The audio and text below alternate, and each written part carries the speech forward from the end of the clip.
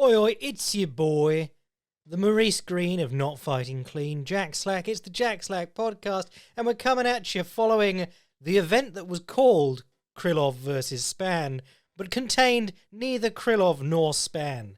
What a bizarre turn of events. Second time this has happened in like 3 months now. Derek Lewis versus Sergey Spivak, the first time that was booked, they cancelled it on the night. They cancelled this one on the night. Yeah. But we did say that the co-main event was probably going to be better than the main event anyway, as a fight. And we also said that it wasn't very good anyway. So what I did say on the Boycast, I spoke for about 7 minutes about Krylov versus Span, and then I spent the rest of the hour talking about other fights happening other places that you'd probably enjoy more. And there are a good few that I want to hit on because they were really good. Lineker versus Andrade, 2, fantastic fight in 1. Amosov versus Storley, 2, another great fight in Bellator. The boxing match between Subriel Matthias and Jeremias Ponce was fantastic. Not going to be talking about Tommy Fury versus Jake Paul. Haven't watched it yet. Maybe I'll do that on the Boycast as a treat. But I have seen people saying that he got his ass kicked off a split decision or whatever. That's fight fans in a nutshell. Oh, you got murdered, mate, by split decision. But yes, this UFC event, let's start with this. It was weird. Not going to lie. There were some people on this card who looked like they just found them at the bus station. Really weird. I'm going to have to check now who came through the Contender Series because Trevor Peake looked dreadful, but he beat Eric Gonzalez. So both of them, what was the deal? The guy that Jordan Leavitt fought looked like he'd never seen strikes before. And then Joe Selecki fought Carl Deaton. And Deaton, yeah, he looked completely lost on the ground. Very, very strange reactions to a lot of the things Selecki was doing. But we'll get into all of that later. Main event, Brendan Allen versus Andre Muniz. To sum up what I said about this on the Patreon episode for the boys, Andre Muniz hadn't really beaten anyone good yet. Beat a very old Jacare and sat on the back of 46-year-old Uriah Hall for was that 3 or 5? I think that was 3 rounds. So yeah, he was exciting, but he hadn't really beaten anyone good yet. Brendan Allen is sort of an exciting prospect, but also has several big losses, including getting knocked out by Sean Strickland and Chris Curtis. But where the expectation on paper would be Muniz on the ground, Allen on the feet, I thought Muniz's confidence on the feet would be enough to carry him in the fight there, and Allen's competence on the ground would be enough to keep him safe or even bring him out on top. But, man, I wasn't ready for how bad Muniz's grappling became in, like, the second round. You know, it's one thing to, like, you know, get tired in the third round, but you're 6 minutes in or whatever. Brendan Allen takes him down, and they're in closed guard, and Andre Muniz just opens his legs, and Brendan Allen steps one leg over, which is the point at which you trap the other leg in half guard. You go, fuck, I made a mistake, trap the half guard. But then he just kicks the other leg back and steps over. And some people were like, sweet guard pass. It was like Aaron Blanchfield's one last week. If the other person isn't playing a guard, you're not guard passing, you're just sort of bumbling over their dead legs. So that was surreal, and that led to the back take and the choke, I think, or maybe the back take and the choke. Back take and the choke was third round, sorry. But yeah, Muniz just looked like awful on the ground, which is bizarre for a guy who was famous for armbarring people.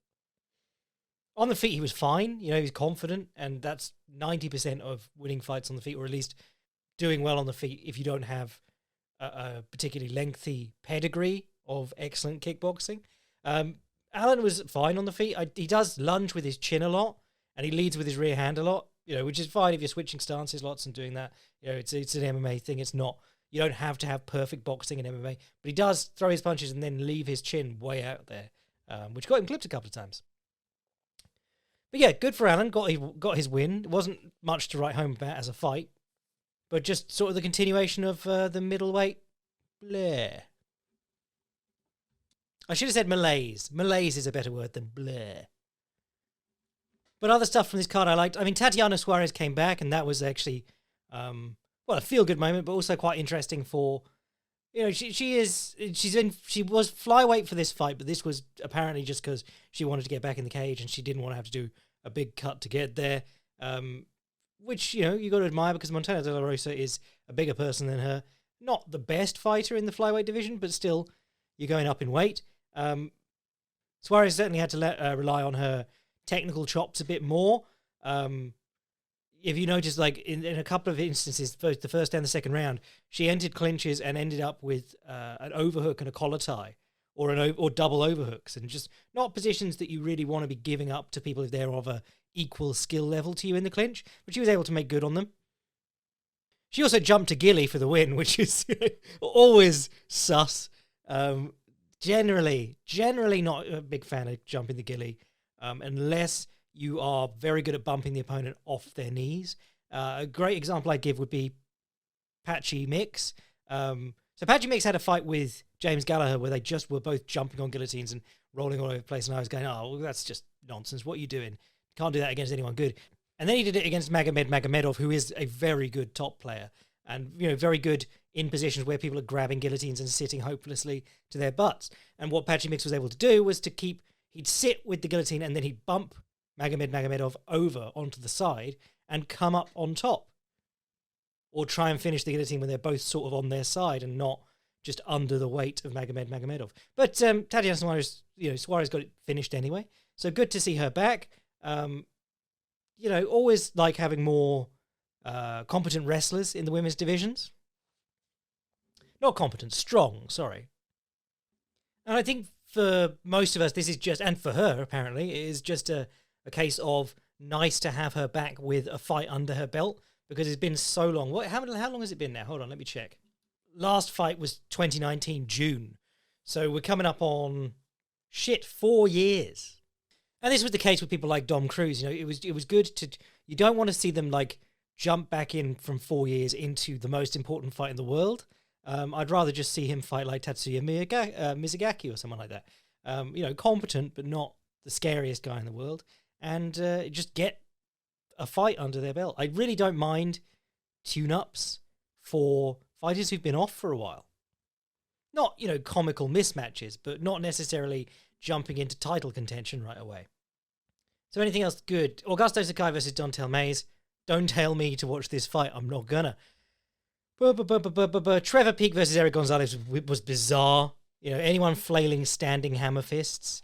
And then he kept getting taken down effortlessly, but then getting up pretty well. So I was sort of impressed by that. Jordan Leavitt versus Victor Martinez. Jordan Leavitt, boy of the podcast. Always his striking has always been sort of like the flaw in his game. Along with the fact that he's a strong grappler, but he's not the strongest wrestler, which is always a problem because you've got that gap in your game where if you can't get the guy down, you're a bit stuck. You're either having to stand in the clinch with him and lose wrestling exchanges and end up in worse positions, or you're having to strike with him because he's just going to hold you up and disengage. But here he came out confident. He was throwing front kicks to the body, because he's a boy of the podcast, he knows. But front kicks to the body, working really well. Victor Martinez made the decision to back straight up with his hands up by his head and crunch over. And, if it's there, that's free. You take the double collar tie. You go both hands on the head. Doesn't matter if they're over the opponent's gloves, if they're over the opponent's arms, if you're not getting like a pure collar tie with your elbow down inside their collarbone. You just grab the head because they're already bending forward. And then you knee them. It's one of the most powerful moves in any combat sport. The knee to the face. If you are going to break your own posture and then let someone hold it there while they knee you, it's hard work to pull someone's posture down and knee them in the head. But if they're already bent over, you might as well just slap something behind their head and knee them in the face. And Leavitt did that. He got his first KO. Gave a very funny interview in the post-fight press conference.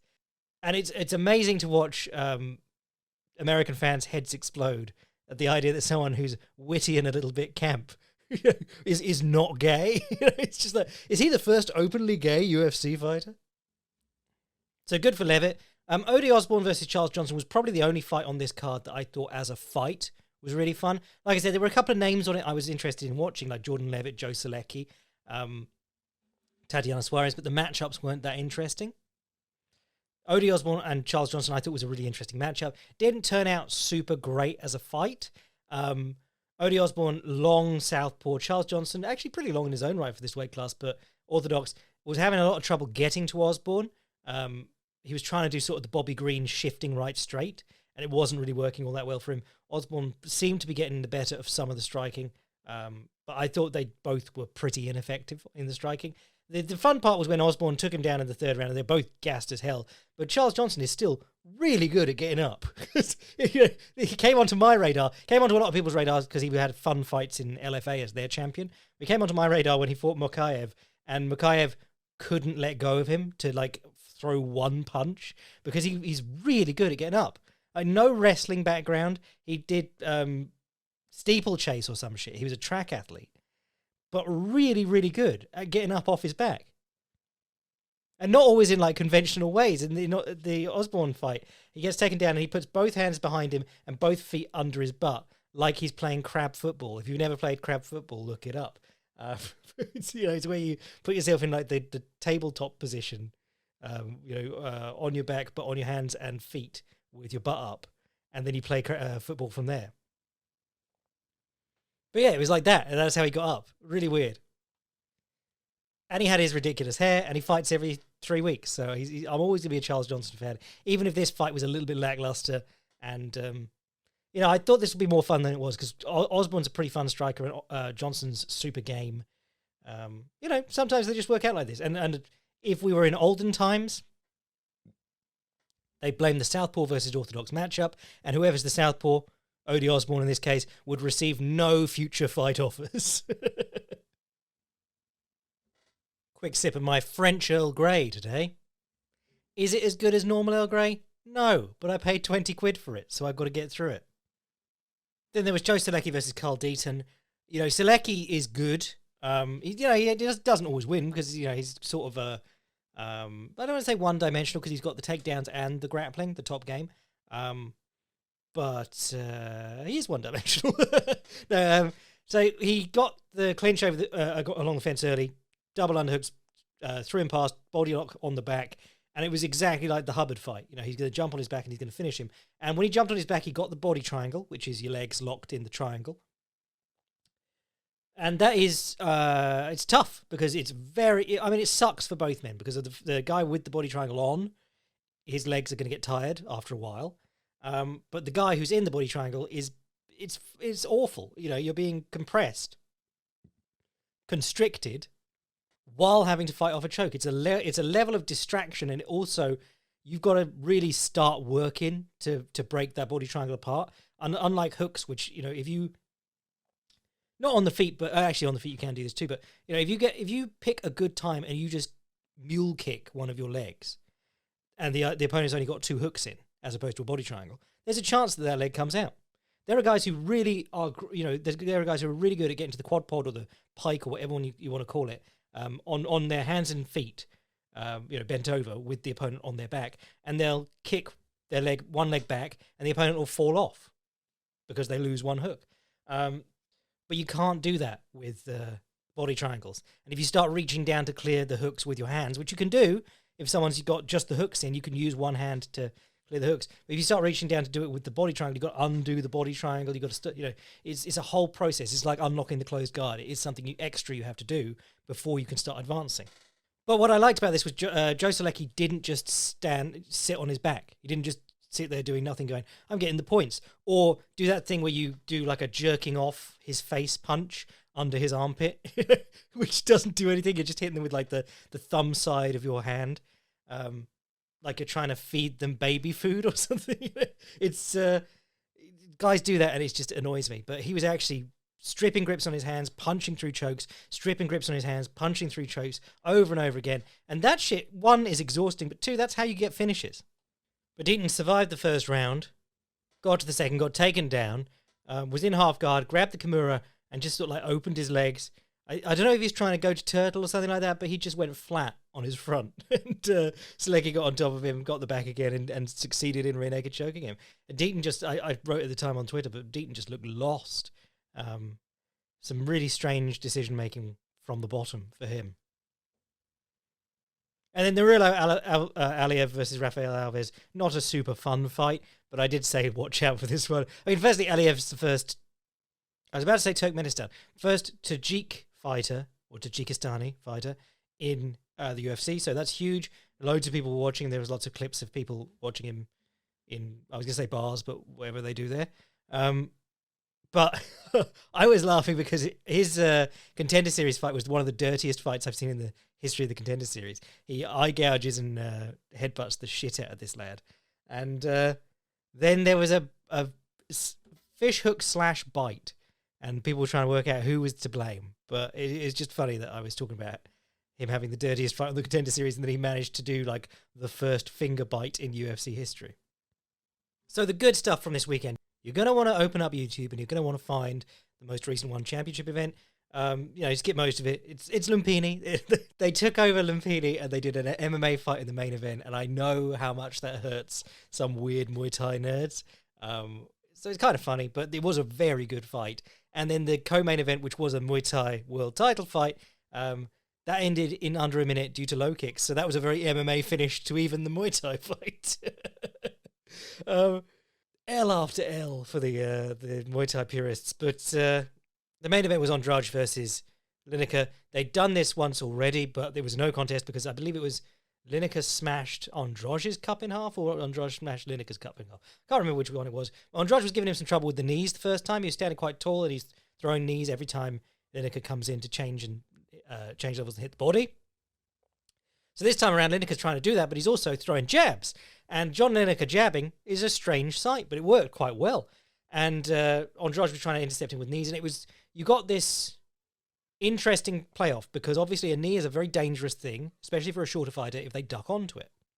But the moment you've thrown a knee and the other guy's close enough for it to hit or miss, you're in the course of being bundled over, you're in the course of being hit while you're on one leg. And Lineker came out looking for takedowns this time, so there were a couple where Andrade threw the intercepting knee, failed, or did hit, and because it's John Lineker and his chin is made of adamantium, he just ran through it and took him down. So Andrade had to do some serious work to wrestle his way back up. However, it was clear that the pressure was going to be difficult for Lineker to maintain for the entirety of a round. So he went for about 3 minutes in the first round, and then the last 2 minutes, he had to let up the pressure, and he'd be standing out in the middle of the ring, and that's when Andrade was able to get to work with ones and twos. One of the interesting things in this fight, whenever we're talking about reach and range, we talk about how punching down on people is effectively taking inches off your range. Reach. Your reach is at its best directly in front of your shoulder. So your ideal height of opponent is directly in front of your shoulder. So if you watch very tall fighters, particularly in like the heavyweight division of boxing, you'll notice that they spread their feet and they get their shoulder level with the opponent's head, even if they're towering over them. Maybe not at their value if and they're not a good boxer, but generally you try and lower your shoulder onto the line of the opponent's head. So Andrade was fighting very tall to land these knees in a very high stance. But when he jabbed, he spread his feet and he lowered his level and he hit Lineker right in front of his shoulder. It was really nice. But spoilers, it doesn't go the distance. Do watch it though, it's fantastic. Fourth round, end of the fourth round, Lineker's forced to retire, which is obviously insane because Lineker is one of the toughest bastards going. So I came away being really excited for Fabricio Andrade. It's a really interesting fighter, lovely striking, dealt well with the grappling of Lineker, who is a surprisingly decent grappler when he wants to be. Obviously towering height and reach advantage, but that's something that Lineker's contended with in every single one of his fights. Nothing special about Andrade in that regard. But yes, a new non-UFC name for you to be excited about. What else was good? Oh, Bellator had an event on. And most of the event wasn't good because it was Bellator Dublin. And Bellator Dublin means it's the same 5 fighters down one side of the card and a load of guys they might be able to beat down the other side. So you had your Sinead Kavanagh, your Peter Queally, your Kieran Clark, your Carl Moore. Carl Moore, that fight was fucking desperate. Why are you booking fringe light heavyweights if you don't have to? I don't understand this. It's a terrible division. No one would mind if you just had Vadim Nemkov, maybe a couple of others, and then you brought people in just for one fight to lose to Nemkov. Yeah, that was dreadful. Charlie Ward was on the card. There was a fun lad, Norbert Novenyi. He was 5-0, but he was fighting like a 26-10 guy, a guy who was absolutely hopeless. I don't think he threw a single punch to the other guy. But Novenyi's, he's from a family of Greco-Roman wrestlers, but he's like a point karate kickboxer guy. So he knocked him out with a great right hand in the first round, but he was using lovely floaty movement. And he wore pink shorts, which always gets my attention. First openly gay man in Bellator. There's a hilarious one. Kieran Clark has 25 amateur fights or something like that. Did follow me on Twitter, so I have to be careful what I say. But he's been getting fights on every Bellator Dublin card forever, and he's won all of them. So fair play to him. He has a lot of cancellations, unfortunately, which isn't his fault. That's his opponents getting injured. But this one, he got a cancellation, and then they got this guy Leonardo Sinus, who was 11-4. But if you go and watch his fights, and they will have before they signed him, this guy has no idea what he's doing. He was kind of like Trevor Peake in the standing wrestling portions.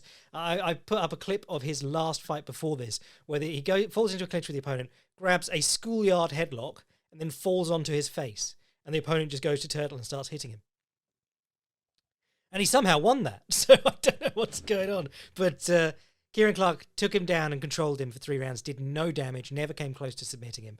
And obviously the Dublin crowd went nuts because of that, but it really was like lowest common denominator appealing to the locals shit. Dreadful. Sinead Kavanagh versus Janae Harding was actually pretty fun. Sinead Kavanagh was throwing decent punches, actually looking to take this girl's head off. And Janae Harding was trying to do the city kickboxing stuff, but with lots of feints, but not really convincing feints.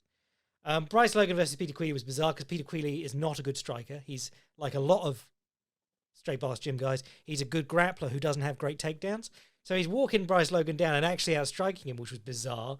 So I was going, if Bryce Logan can't take down this guy who is, Irish wrestler and he can't outstrike him, what's he going to do? And then he did, just knock him over and elbow him into a TKO. Jeremy Kennedy beat Pedro Carvalho by controlling him on the ground, getting body triangle on the back a lot and not really attacking.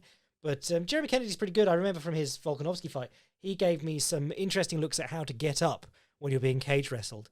So he kept getting put down by Volkanovski's inside trip, which you'll remember from the Max Holloway fights, but it's the Randy Couture special. You pull them with the underhook, you hit the inside trip, and you fall into closed guard, which sucks if you get stuck against the cage in closed guard, because you have to open your legs, start sitting up, and then you can always get inside tripped again. But he'd get stuck in closed guard, and then he'd open his guard, put in the knee shield, and make Volkanovski step over into half guard, and then he'd punch the underhook and start coming up. It's a really nice way to create some space and activity from a really bad position along the fence. So I've referenced that fight quite a lot and not put together 2 and 2 that it's that Jeremy Kennedy. It's the Bellator Jeremy Kennedy. But the main event was Yaroslav Amosov versus Logan Storley. And man, I saw people saying, is war the best base for MMA?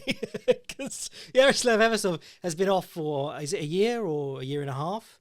In Ukraine, fighting. And he came back in what is being called like a vacation or whatever. It's kind of like the Usyk situation where Usyk got the blessing of the higher-ups. It's more important that for morale, that he competes and draws eyes to the situation and all that. But Amosov got their blessing to come back and defend his title, or rather it was unifying the title because Logan Storley won the interim against MVP. But man, I remember talking about their first fight a couple of years ago on the podcast and saying, man, these guys are really fun, scrambly stuff. Logan Storley, D1 wrestler, Amosov, great submissions, but also scrambling really well with a D1 wrestler. And he was using this amazing seated anaconda choke. He kept sitting and pulling Logan Storley into a front headlock, but between his legs in like a straddle stretch, and then he'd punch his hands through for the anaconda. Threatened it 3 times, once in each round. And I remember saying, like, oh, Logan Storley doesn't throw enough punches. And then that became like the theme of Logan Storley's career. He just will not strike. But this fight, he got drawn into basically just a striking contest because Yaroslav Amosov was defending the takedown so well. He didn't even really have to scramble all that much. In the first fight, he was getting taken down, but he'd threaten chokes and things. He'd use his guard, he'd turn to his knees, and he'd come back up. This one, he's just sprawling on takedowns or breaking grips, digging underhooks. He was, absolutely brilliant from the wrestling perspective in this one. And then his striking was voluminous, if not powerful. Just throwing like 4 or 5 at a time. This long whipping left hook that didn't have any power on it, but it would catch Logan Storley right on the end of his reach where he thought he was safe. And some nice body kicks in there too. He'd switch to southpaw hammer. Oh no, his Storley was switching to southpaw. He was running out of ideas, so he was going southpaw. And Amosov did exactly what you should do when the opponent switches stances. You go free body kick and you just throw it as hard as you can, or free head kick if you want. But yes, he's really good, Amosov. I do think, after this, of course, there's all the Bellator going, well, actually, we've got the best fighter in the world in welterweight, middleweight, and light heavyweight. Questionable. But with Pereira, there's always the question mark because he's never fought a good wrestler. He's ended up there with such a weird situation that I wouldn't say confidently that Johnny Eblen can't beat him. Johnny Eblen's very good. Light heavyweight is always like, it's trash in the UFC and trash everywhere, but Vadim Nemkov is actually pretty good. And then welterweight has always, Bellator picked up some really good welterweights, and then Amosov was also already pretty good. The thing is that, someone like Leon Edwards, not known as a great finisher, but it does go after people. I think he would have finished Storley. I think someone like Usman would have finished Storley here. Storley is very one-dimensional. And even if he gets what he wants and he gets on top, he won't do anything with it. He'll just sit in your guard, not striking. So very impressed by Amosov in the takedown defense department, but everything else, Logan Storley is just not good at, to be honest. Not where he should be. It's very strange seeing Henry Hooft in his corner all the time because he's so awkward on the feet and reluctant to strike on the ground. I think Melanson was down there for a long time, wasn't he, with Hooft? That would have been an interesting pairing, Melanson and Storley. And then Phil DeFree beat up Todd Duffy, who hasn't fought in 4 years and hasn't won in 9. Because KSW is just bizarre. I keep saying it, but KSW had Mateusz Gamrot, they had Mansour Barnoui, they had Roberto Soldic, Kleber Koika-Erbst, Dricus Duplessis. They are clearly good fighters coming through KSW, but every time I turn it on, it's two roided up bodybuilders fighting. So I've no idea how to separate the wheat from the chaff. I think it's like looking for a grain of wheat in a chaff stack. But outside of MMA, boxing, did say, not talking about Tommy Fury versus Jake Paul, I did recommend that you watched Subriel Matthias versus Jeremias Ponce, or Ponce, whatever his name is. Both high-activity fighters, both aggressive fighters. Looked like it was set to be a good fight, and it was. Subriel Matthias, stands on top of his opponents a lot. If you like modern infighting, which is two guys with their gloves up just banging each other with their hands, he's your guy. I did say that I wasn't super impressed by his defense because he sort of just stands in range the whole time. But this one, Jeremias Ponce came out and tried to hurt him early. So he's booming him with big lead hand uppercuts to try and dig him out of infighting position, and body shots to lead hand uppercuts, and big swinging hooks and overhands. And Matthias rolled with them really well. He was getting down behind both shoulders, doing the reverse shoulder roll. And then what you saw was, we're often talking about punching purity, which is an idea that Jack Dempsey came up with, but that's your body weight being behind a blow. And partial punching, which is not having your body weight behind a blow. But a partial punch can still do damage, and several partial punches clipped off quickly can very quickly overwhelm someone. If you catch a couple of slapping left hooks in between someone's big booming swings, you can really hurt them. And that's what Matthias was doing constantly here. He was staying on top of his feet. He never pivoted his feet with punches. There's an interesting way to throw a left hook, which is, I think I've heard it called the trip hammer left hook, but there is a way of throwing a left hook, which is throw a big left hook, which is you turn your hips and shoulders to your right, and you throw the left hook. There is another way of throwing a left hook where you crunch your left shoulder towards your right hip and knee, and you keep your right knee pointing at the opponent. And it's just a shoulders and upper body movement. And those are the little left hooks that you can use on the inside really well. And Matthias was cracking off 2 or 3 of those in a row, or an uppercut left hook, or a double left hook, or a left hook body, left hook head. And he was doing the same with short punches off his right side. He was making great use of a right uppercut underneath Ponce's left elbow, and then not even drawing it back, just going straight up the center with the right uppercut to the head.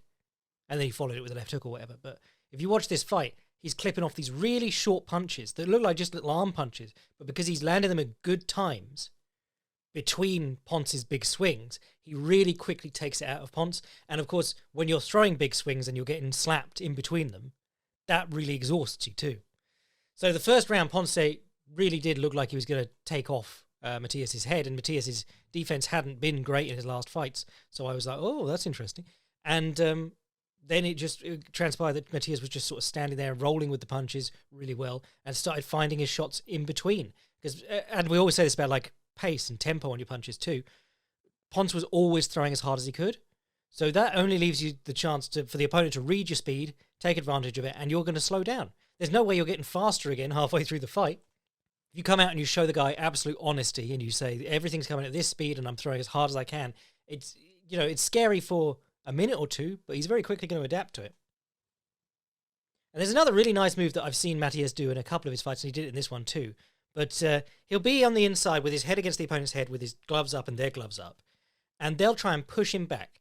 And he'll take a step back with his right foot, a really deep step back, and then he'll stab back in with a body jab and put his shoulder on the opponent's chest and then start infighting again. So he sort of sways back and then comes back in with a good jab. And he landed a few to the body in this one, and then he landed a really good one to the head because he'd been setting that expectation that he'd step back, come back in with the body jab. I really like it. He just sort of sways out of range and then comes off his back foot. I think he's going to have a lot of trouble if he meets someone who wants to tie him up and does it well. And he's definitely going to have a lot of trouble if he fights with a ref like Kenny Bayless, because Kenny Bayless will allow you to just sort of drape your arms over someone's back and then he'll break the fight. Being an infighter in the modern era is hard work because everything is set up for the outfighter to get out of jail with the clinch. And I understand that there's a lot of worrying about heads coming together and causing cuts and so on. But if you are going to limit the amount of work that a guy can do on the inside when his opponent throws his arms around him, you've got to start treating the clinch as a foul, because it technically is. But I've never seen anyone get warned or docked points for the clinch unless, except really extreme cases. There was that rugby player who went to boxing and was just trying to tackle his opponent. But, if you watch like a Floyd Mayweather fight, excessive clinching is the wording of the rule. But what's excessive? I would say clinching every time that the opponent comes close and starts trying to open up. That would be excessive for me. But, that is where all this comes down to. It's in the wording of the rules and in the judgment of the ref. Matthias might have trouble if he starts meeting people who want to clinch, and he'll be upset about it, like Joe Frazier in the second Ali fight. First Ali fight, Ali couldn't hold him very well. Second Ali fight, Ali just holds behind his neck the entire time, which is technically illegal, and is able to just keep pulling Joe Frazier down towards his hands, like hands on the floor. Or think of Wilder versus Fury too. Just leaned on him. Anything good in the kickboxing? Rise wasn't all that great. The main event was called off due to a groin strike, and then you wouldn't fucking believe this. It was a technical draw. They went to the judges' scorecards after 2 rounds, and the judges had it 1 round each, so it was a technical draw, which is hilarious because I was saying it last week. Bet on a technical draw in a fight, and if you ever get it, you'll win millions because they never happen. I think that's 2 in a row because there must have been a reason we were talking about it. So anyway, that'll do us for today. I'm going to be back on Wednesday, Thursday to talk about UFC 285? We're going to have a lot of fun because I've been having a lot of fun already with John Jones's tweets. He's trying to convince everyone that Thiago Santos was a more technical striker than Cyril Gane. And there's Jones fans in my replies convinced he is. And you're going, well, no, Thiago Santos just does step up left low kick. And then when that doesn't work after 80 or 90 times, he runs in with a flurry and sometimes knocks the guy out. But John Jones managed to get into a low-kicking battle with him and lose it. But then there's the additional hilarity of John Jones bringing in the crack team, or the ass crack team, as I called it, of Maurice Green, Walt Harris, and Jorgen De Castro as his heavyweight sparring partners. This dude used to spar with Andrei Arlovski all the time. And Andrei Arlovski is actually good. So... very funny, but it's John Jones. He could spar with homeless people, and he's still an incredible talent. In fact, there is that footage of him knocking out some dude who looks homeless with blonde dreadlocks. It's so weird. Just turn up at Jackson Wink, spar John Jones on your first day. Everything about that place is weird and has always been weird. But yes, we've got that to look forward to. Valentina Shevchenko is successfully ducked Tyler Santos and is fighting Alex Agrasso. With zero threat of being out-wrestled. Jeff Neal versus Shavkat Rakhmonov. Mateusz Gamrot versus Jalen Turner. That's a good one. Jamie Pickett versus Bo Nickel. Get great odds on Jamie Pickett if you're feeling confident about him. Cody Garbrandt versus someone they hope won't knock him out. Derek Brunson versus Dricus du Plessis. That is low-key banger. Judy Marquez versus Barry Alt. Fun enough. Ian Gary's there against Kenan Song. And you can get... it's 1 to 6 odds on Ian Gary. So if you think Kenan Song can pull that off, and Song isn't bad, bet on him. Yeah, I mean, it's a fun-looking card. And there isn't really anything else going on. So we'll be talking about that at length on the Boycast. We talked for an hour about weird stuff that was going on elsewhere in the combat sports world last time. Oh, my boy Koji Ikeda did score his knockout in the end in the Crush main event. He spent the first round kicking this guy with the baby face and then just hit him with a short left sort of hooking jab as he stepped in and knocked him out. It was a real surprise. But anyway, I'll be back later in the week. Sign up to Patreon to get the extra shit. Send an email to the podcast at jackslackpodcast@gmail.com and see what I'm writing anytime at fightprimer.com. I am your boy, Jack Slack. I think I've already said that. Technical Tiago Santos, bless.